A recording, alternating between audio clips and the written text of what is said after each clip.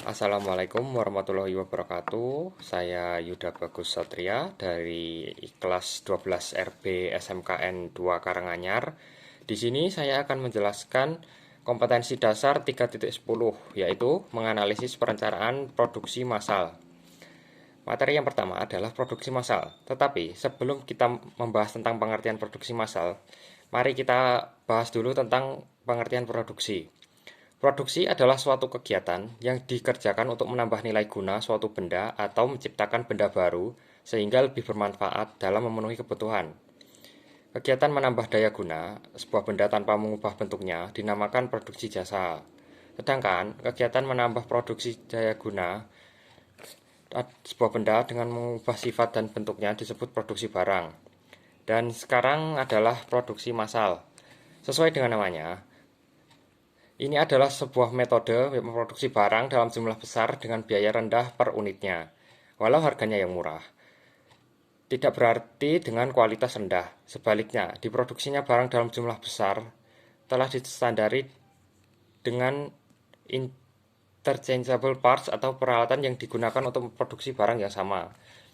Menurut Armstrong dan Kotler tahun 2009, mass production atau produksi massal adalah kemampuan untuk menyediakan produk dalam skala massal yang didesain secara individual dan dikomunikasikan untuk dipertemukan dengan kebutuhan setiap pelanggan.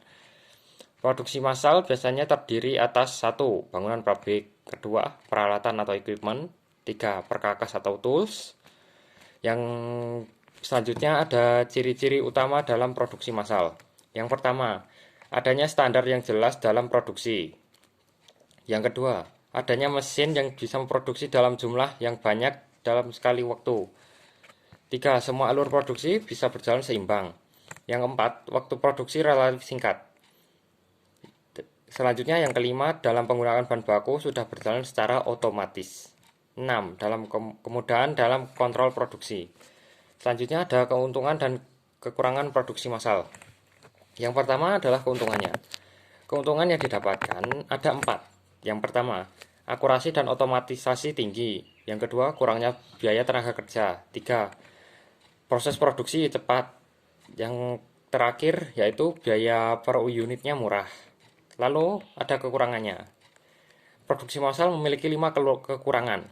Yang satu, sumber daya yang terbuang.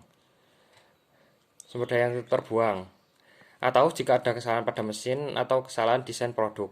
Yang kedua, tidak ada jaminan produk akan terjual seluruhnya. Yang ketiga, ada biaya bahan baku tambahan untuk merancang desain produk. Yang keempat, produk yang dihasilkan akan kurang beragam. Yang kelima, memerlukan banyak investasi untuk membeli mesin. Selanjutnya ada penerapan produksi massal. Perusahaan yang ingin tertahan di era kompetisi yang sengit harus mempunyai produk berkualitas dengan harga yang bersaing. Hal ini disebut economic scale atau skala ekonomi. Semakin baik perusahaan menciptakan produk dengan skala ekonomis, semakin kuat bersaing di pasaran. Untuk mendapatkan harga yang baik, perusahaan biasanya menekan biaya produksi dengan cara 1.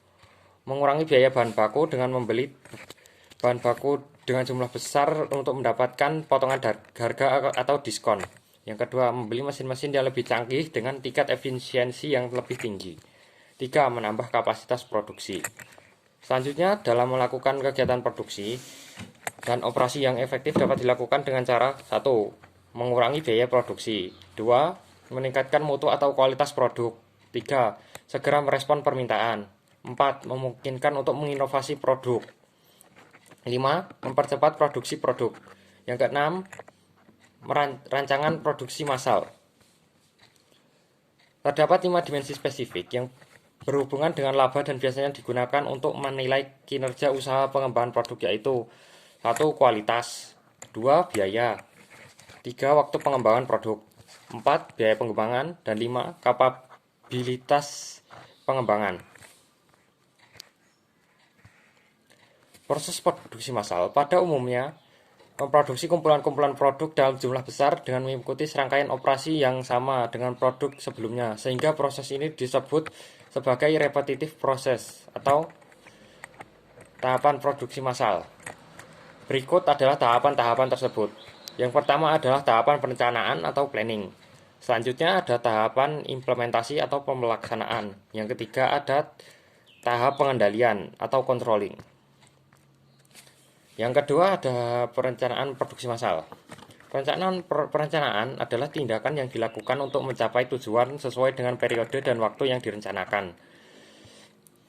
Perencanaan produksi adalah perencanaan dan pengorganisasian mengenai pekerja, bahan, mesin, peralatan, serta modal yang diperlukan untuk memproduksi barang dengan suatu metode tertentu sesuai kemampuan perusahaan.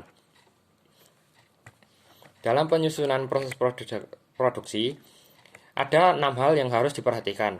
Yang pertama, 1. Karakter produk itu sendiri. 2. Tingkat kesulitan produk itu. 3. Banyaknya permintaan. Keempat, komponen dan bahan yang harus disiapkan. 5. Tata urutan pengerjaan produk, pembagian kerja, dan lamanya pekerjaan. 6. Biaya produksi yang diperlukan. Perencanaan produksi memiliki tujuan sebagai langkah awal untuk menentukan aktivitas produksi sebagai masukan rencana sumber daya. Rancangan produksi massal biasanya dikerjakan oleh perusahaan, yaitu 1. Mengidentifikasikan produk yang akan dibuat. Kedua, mengidentifikasikan alat atau mesin dan bahan yang dibutuhkan. Ketiga, mengidentifikasi tenaga kerja dan soft skill. Keempat, menyusun urutan kerja, pembagian kerja, perintah kerja, dan target waktu pengerjaan. Kelima, menyusun dan menata denah atau lokasi atau pengerjaan produk. Keenam, menyiapkan alat dan bahan terkait. Ketujuh, memulai proses produksi sesuai standar dan prosedur yang telah ditetapkan. Yang kedelapan, memperhatikan keselamatan dan standar kerja. Kesembilan, memulai sesuai alur kerja dari awal hingga akhir. Dan 10 dan terakhir, mengemas produk akhir. Selanjutnya ada proses persiapan alur atau skema bagian dalam produksi terdiri dari kegiatan pertama, penjadwalan waktu. Kedua, pemilihan peralatan. 3. Pengerjaan dengan perkakas. Keempat, mobilisasi personalia. Kelima, pembelian material. Keenam, pembagian pekerjaan. Perencanaan produksi dan pengontrolan atau production planning and controlling dibagi menjadi 4 bagian, yaitu routing, scheduling, dispatching, dan follow up. Yang pertama, routing. Routing adalah menetapkan dan menentukan urutan-urutan proses produksi dari bahan mentah sampai menjadi produk akhir. Dalam menentukan urutan-urutannya, harus sudah termasuk penyusunan alat yang akan dipergunakan. Selanjutnya ada scheduling.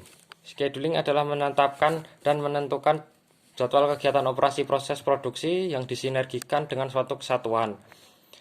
Dan scheduling nantinya akan diketahui dan diawasi penggunaan waktu dalam setiap prosesan produksi sesuai dengan urutan-urutannya. Selanjutnya ada dispatching. Dispatching adalah menetapkan dan menentukan proses pemberian perintah untuk mulai melaksanakan operasi proses produksi yang sudah direncanakan dalam routing dan scheduling. Yang terakhir ada follow up. Follow up adalah menetapkan dan menentukan berbagai kegiatan agar tidak terjadi penundaan dan mendorong terkoordinasinya seluruh perencanaan operasi proses produksi. Yang ketiga atau tahap selanjutnya adalah tahap perencanaan produksi massal. Tahap pertama ada tahap desain awal. Yang kedua ada tahap desain produksi. Selanjutnya ada tahap pembuatan dan tahap cara pembuatan, dan keempat tahap pembuatan. Pertama, tahap desain awal. Pada tahap ini, suatu perusahaan sudah menentukan desain awal produk yang berupa desain spesifikasi dan persyaratan yang harus dipenuhi dalam sebuah produk yang dibuat nantinya. Kedua, tahap desain produk. Pada tahap ini, perusahaan sudah dapat menentukan desain dari suatu produk yang dapat berupa gambaran dari produk tersebut, seperti bentuk, warna, ukuran, dan lainnya dengan tepat. 3. Tahap cara pembuatan. Pada tahap ini, yang merupakan tahap di mana perusahaan harus menentukan urutan proses pembuatan suatu barang, tempat untuk bekerja yang tepat, dan segala macam peralatan yang dibutuhkan untuk menghasilkan barang tersebut. Keempat dan tahap terakhir adalah tahap pembuatan. Pada tahap ini, perusahaan mulai memproduksi barang yang diinginkan dan memodifikasi lebih lanjut barang yang sedang dibuat tersebut.